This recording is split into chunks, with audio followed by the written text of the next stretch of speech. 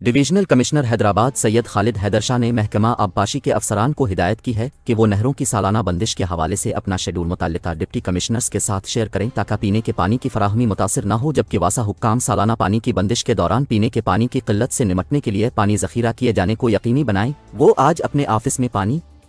की सालाना बंदिश के सिलसिले में पेशगी इंतजामात का जायजा लेने से मुताल्लिक एक इजलास की सदारत कर रहे थे। इस मौके पर deputy commissioner Hyderabad Tariq Qureshi, deputy commissioner Matiari Lal Dinomangi, chief engineer Kotri barrage Haji Khan Jamali के हमरा वासा, सीडा,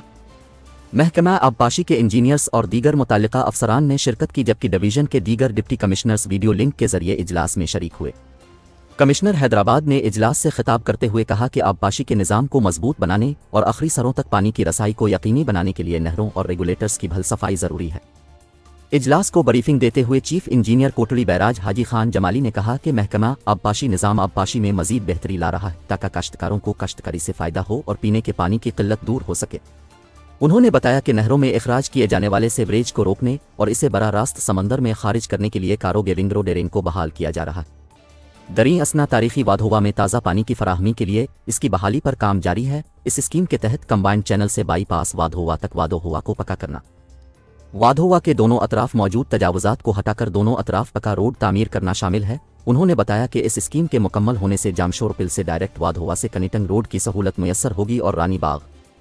नियाज स्टेडियम और पब्लिक स्कूल को ताज़ा पानी की फराहमी को यकीनी बनाया जा सकेगा। उन्होंने बताया कि आबपाशी निज़ाम में तमाम नहरों की 3 साल के बाद भल सफाई कराई जाती है, जबकि बंदी के दौरान सिर्फ नहरों की सफाई और रेगुलेटर के गेट्स को ग्रेस लगाने,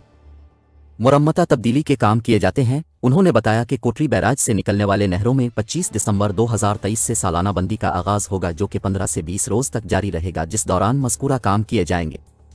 उन्होंने बंदी के दौरान पीने के पानी की फराहमी मुताल्लिक वासा से बाहमी राब्ते और ताउन का यकीन दिलाया। इस मौके पर इजलास को वासा अफसरान ने बताया कि हमने फिल्टर प्लांट्स पर पानी की तलब के मुताबिक ज़ख़ीरा किया है, जबकि वाधोवा में गंदे पानी की इनखिला को रोकने के लिए एक स्कीम पर काम किया जा रहा है, जिसके मुकम्मल होने से गंदे पानी का ताज़ा पानी में इखराज का मसला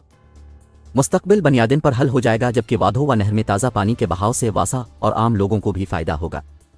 इजलास में डिवीजन के तमाम कमिश्नर्स ने अपने अपने इज़ला में नहरों की सफाई और सालाना बंदी के दौरान पैदा होने वाले मसाइल से मुताल्लिक तफसीली आगाही दी। बाद अज़ां डिवीजनल कमिश्नर हैदराबाद सैयद खालिद हैदर शाह ने divisional task force for polio से मुताल्लिक अपने दफ्तर में एक इजलास की सदारत की।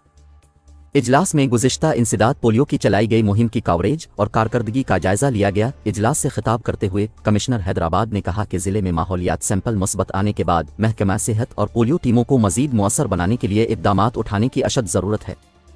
कमिश्नर ने कहा कि तमाम इज़ला के डिप्टी कमिश्नर्स कवरेज को मज़ीद बेहतर बनाएं और इनकारी केसेस को ज़ीरो तक लाएं।